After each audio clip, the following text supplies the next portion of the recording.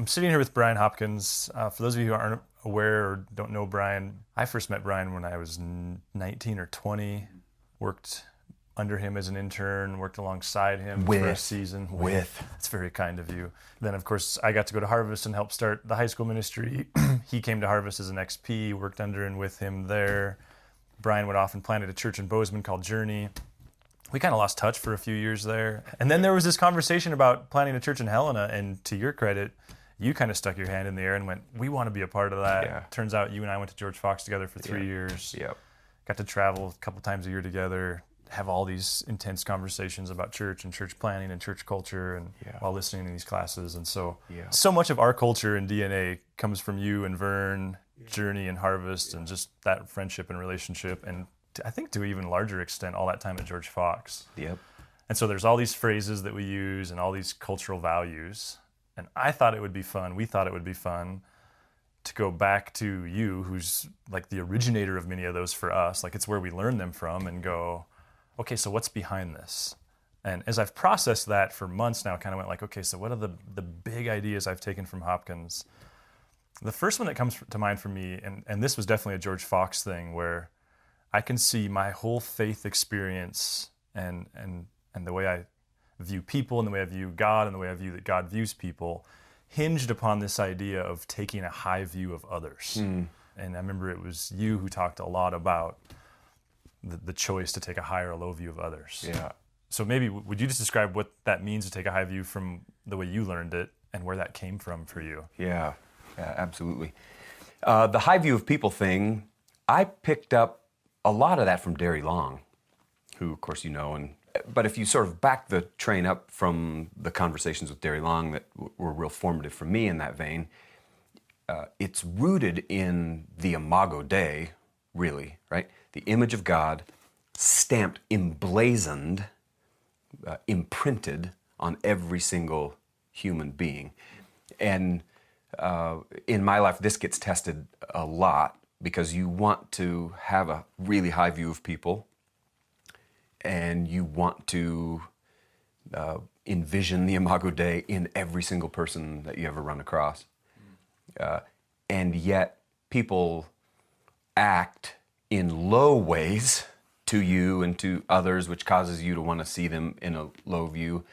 But you just, it's this sort of intellectual, emotional exercise I'm always doing where I go, oh wait, the Imago Dei is emblazoned upon that person no matter how poorly they treat me, no matter how poorly they treat other people. So it's really rooted in the way God sees people. That's the way God sees people.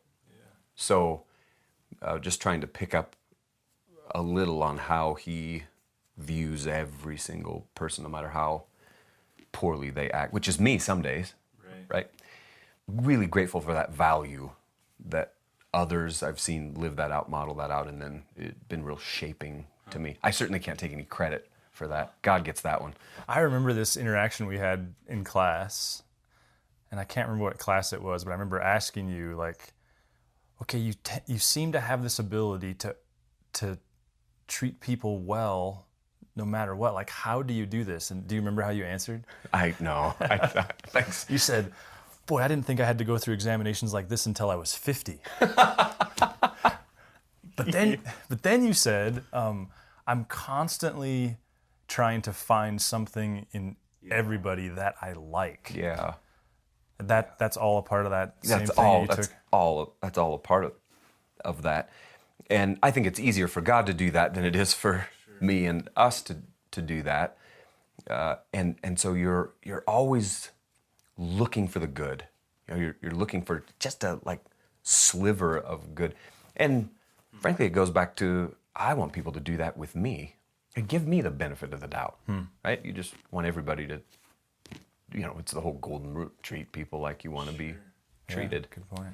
Another memory, and I hate to be so nostalgic, but there was a church that we drove by all the time coming from the Edwards on the way into class. And of course, contextually, this was when Narrate was being born, is in these face-to-faces, in these classes. The name Narrate was even, I remember coming up with that while I was supposed to be listening to a Bruner lecture or something. Yes. We drove we drove by this church yet again. They had your kind of classic church marquee board, and it was the first time I'd ever heard the phrase. You said, "That's a very telling culture." Ah, yeah. Where did you pick up on that? Yeah, that's another Derry Long-ism. You can see the really significant impact and influence that Derry's had on me. Sure. Where we in Christianity, much of it, evangelical Christianity, are so good at telling everybody everything. Like, it's almost like we have such a low view of people in many respects that we think, oh, we have to tell, because nobody knows anything. Nobody gets anything. I think there's some people who think they're the only ones who ever get anything, and so they have to disseminate all that they get that nobody else does out to people, which I think completely disregards the Holy Spirit's presence in the Christ follower's life, right? If I screw up, when I screw up, the Holy Spirit does a really good job of telling me, convicting me of like, man, Brian, you dropped the ball. So, I might have blind spots. We all do. But by and large, people know when they've crossed a boundary line. They just know. And yet, we just think we got to put our finger in everybody's chest and say, you messed up, you thought wrong, you did wrong, you acted wrong. That culture is often very graceless, right? It's without grace. It's very heavy-handed, burdensome. And Jesus says, look, my yoke is easy, my burden is light, right? But then this telling culture sort of lays this heaviness over the top that I think smothers people's faith journey.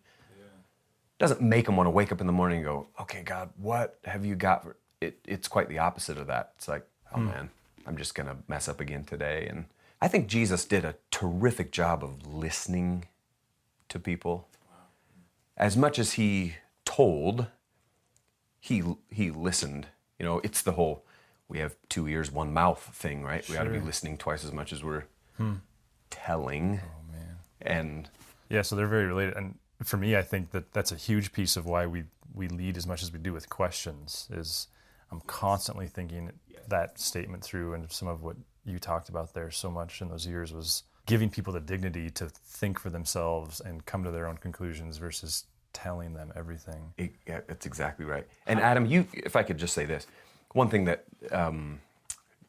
has greatly impacted me and influenced me from you is the way that you talk about and the way that you lead and the way that you think. That sort of, I think the way I say it most of the time is answering a question with a question. Sure. I totally got that from you. And I do it all the time. And I have people tell me too, Brian, you're always asking a question in response to a question. I go, yep, that's exactly right. And I mean, I think we're in pretty good company. We lift that right from Jesus, don't we? Right, yeah. Well, and I think that was a big part of what we took from Fox. Yes. Was that I tell people all the time, it's not a denominational school. There's not a party line. It's very much a conversation. And yes, I just wish it was as easy to do in interpersonal relationship as it is from the quote-unquote pulpit. Because it's one thing to do it when you have 30 hours to script your words, and it's another thing to do it in a heated exchange with a 13-year-old.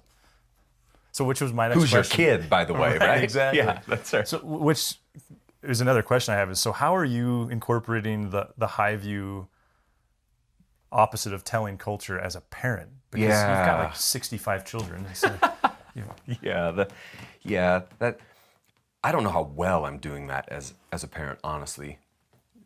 And I think the telling sort of squishes out of you. You just become a teller when you're under pressure.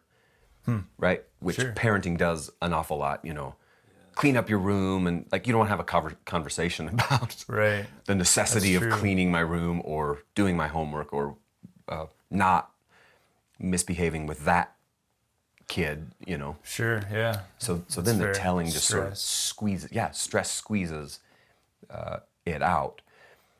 But I'm always looking at the ways that I can encourage my kids. Like looking for that little glimmer of, like they could be doing awful in just about every zone, but trying to find that slice grabbing onto it, the slice where they're thriving, grabbing onto it and sort of exploding it so that that washes across the rest of them.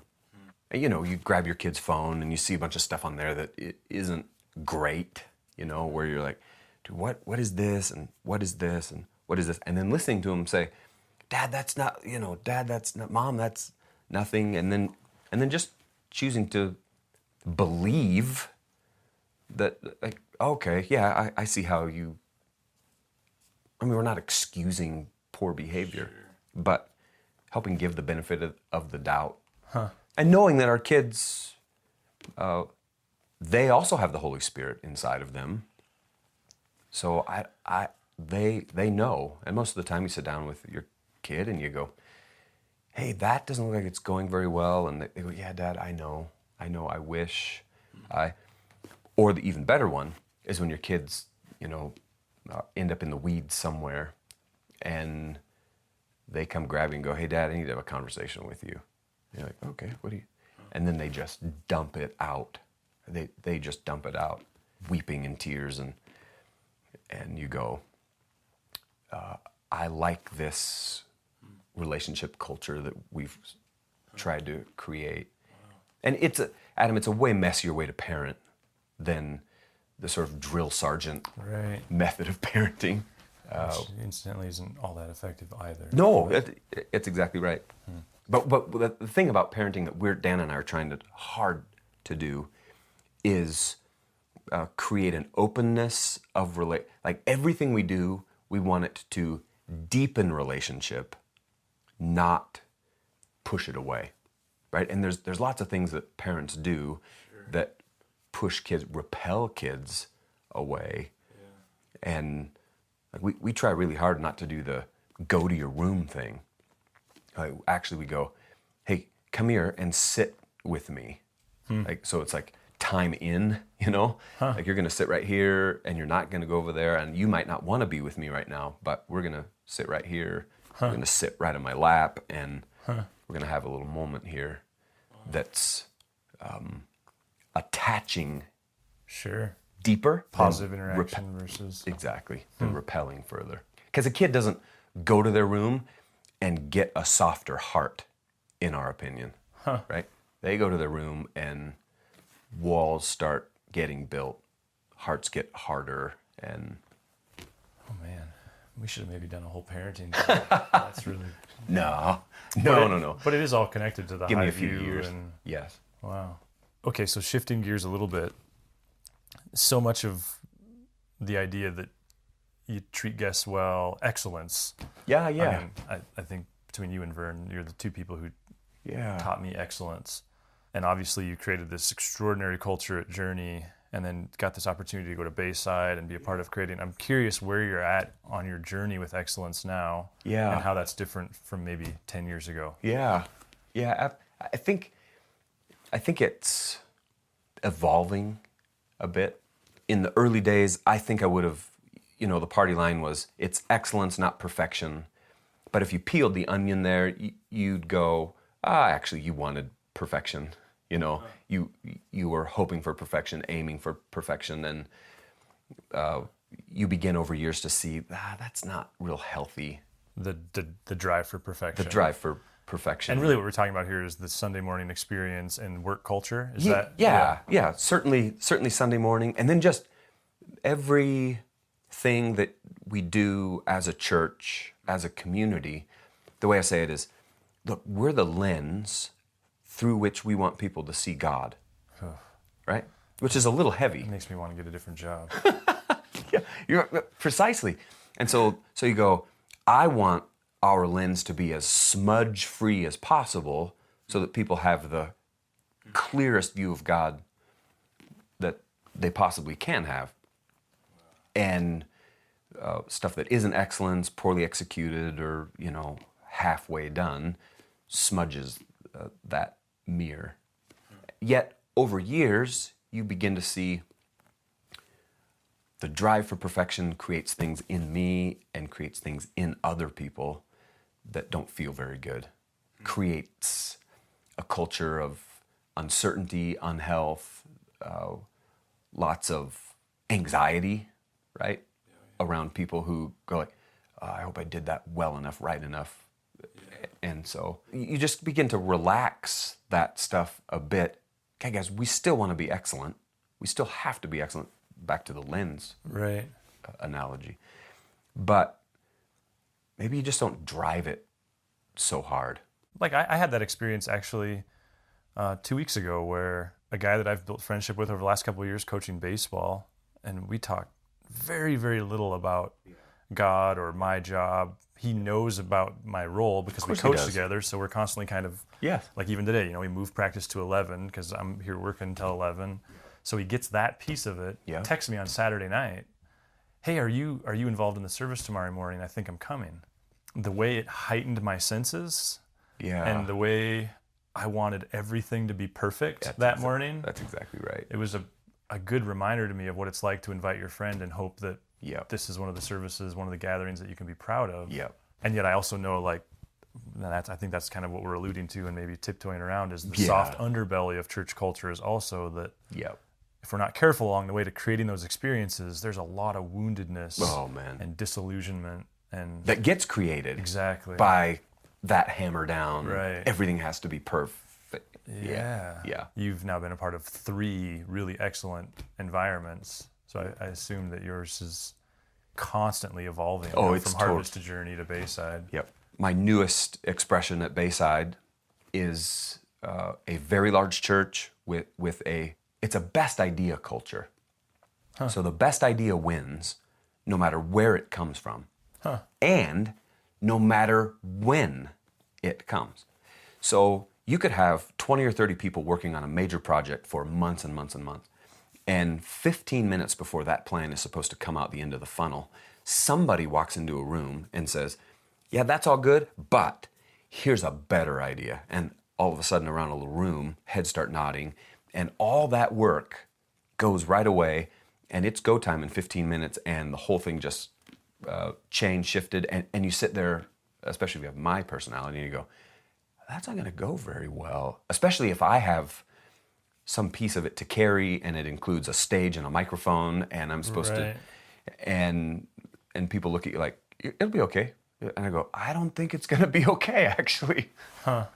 So just learning to relax about some of those things, and you go do it, you execute it, you go, okay, that went pretty well. And I think what you find is that we're way harder on ourselves on the execution of, let's say, a Sunday morning than your friend who you coach with ever would be, right? If everything isn't perfect, chances are they probably didn't notice that that word was misspelled on the screen, or that song started in the wrong, whatever it is. I forget my place in the sermon, whatever it might be. I think they're way more grace-filled and understanding. And yet we kind of hang our hat, so to speak, on an experience that's engaging and refreshing and not being the hokey, like, this is a museum. People haven't done things this way for 60 years. Such a tension. One of the other things that I think about, and I don't really have the bullet point phrase for this one, but being generous to a fault is definitely something, and I think a lot of that I experienced that interpersonally with you, like just incredibly giving. But I do remember, I mean, you talked about being, the way you would say it is, generous to a fault. Yeah. Where'd that come from? Yeah, well, I don't want to over-spiritualize this thing, but honestly, you just go, wow, God gave literally everything. He gave until it hurt. And we ought to have that same pattern in us. And if you look at Dana and my, let's say, just look at our financial world, hardly an empire by any stretch of the imagination, you'd go, you guys have made decisions over the years that most people with a business mind would look on and go, that's stupid. You can't do that. Don't do that ever. And I think if you look at what God did with his son, you'd go, from a business mind, you go, yeah, you probably wouldn't do that. It just doesn't make any sense. And so that's sort of the pattern that we've attempted to lay over our lives, and just live that way, be that way. It's the very least we can do, and it comes down to time and certainly finances and how we try to be incredibly open-handed with all that. Givers, not takers. We want to be givers, not takers, and have seen God bless and move and in ways that are just like you look at. We've adopted 9 kids, all 9 of them from Africa, and birthed 4. So there's 13 kids. You have more disciples than Jesus. Yeah, yes. That's exactly it. And sometimes I wonder why, because I'm not Jesus. We couldn't do that. Like, there's no way that we could possibly ever pull off just the financial part of adopting 9 kids from Africa. And saw the generosity of people from all over the United States rise up to help make that happen is nothing short of miraculous and remarkable. It was $500,000 in everything to adopt all 9 of those kids. Wow. And I'm a pastor, and I don't have $500,000. We had a lot of skin in the game personally, but then most of that came from other people. That's pretty awesome. Them realizing we can't adopt or shouldn't adopt or we're not made this, but we can be a part of this. Sure. Right? And I think that's the whole, the beauty of the church is we can all have skin in the game via our generosity, and that's time, talent, treasure stuff. Sure. Via our generosity.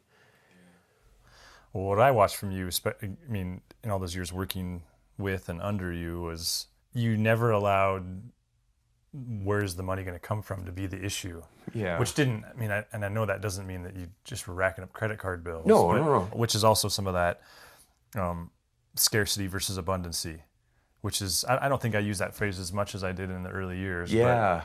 But I know that you're the one that really kind of championed that in my development of we can have an abundant mindset or a scarce mindset. Yeah.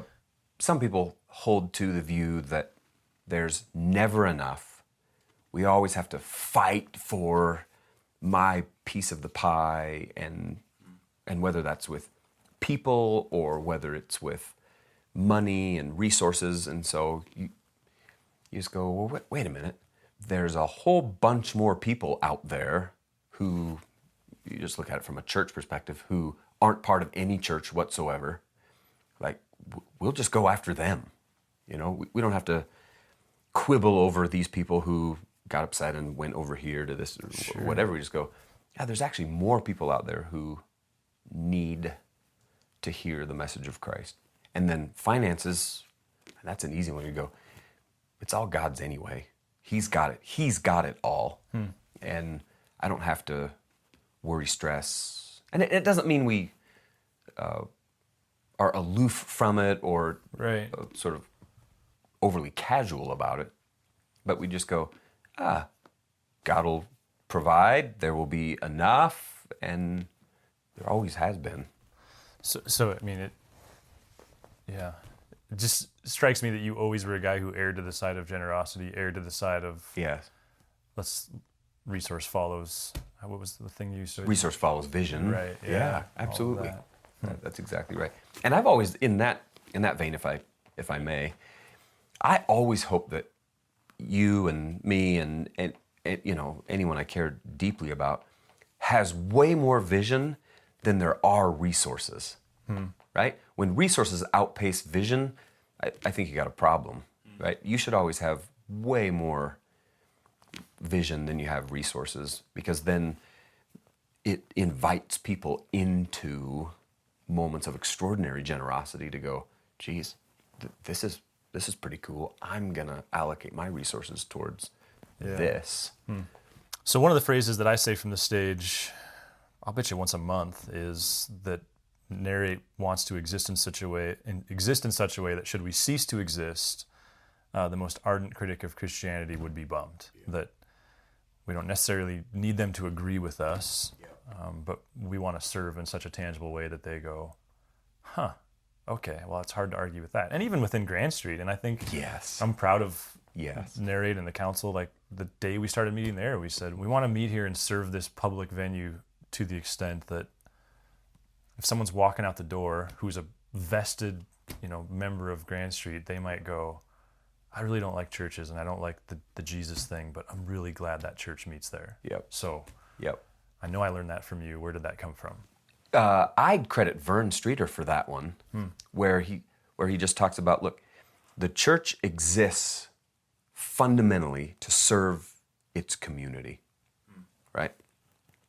So instead of just existing to hold nice gatherings on Sundays, which by and large, most of the community doesn't care about that. Let's just be frank. Sure. Most of the community doesn't care about that.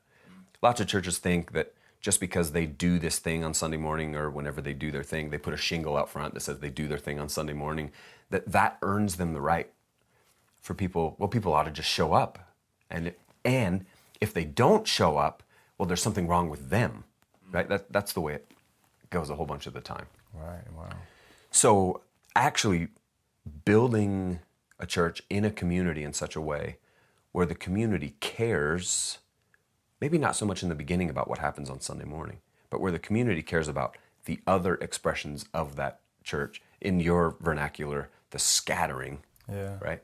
How the scattering affects them, impacts their life, gives hope, encourages, all those kinds of things, where what your church does meets up with their life, where they could care less about the Jesus piece, right? They're not down with that. They don't get that. They're even opposed to that. But they look on at what Narrate does in the community and they say, I'm not down with the God part.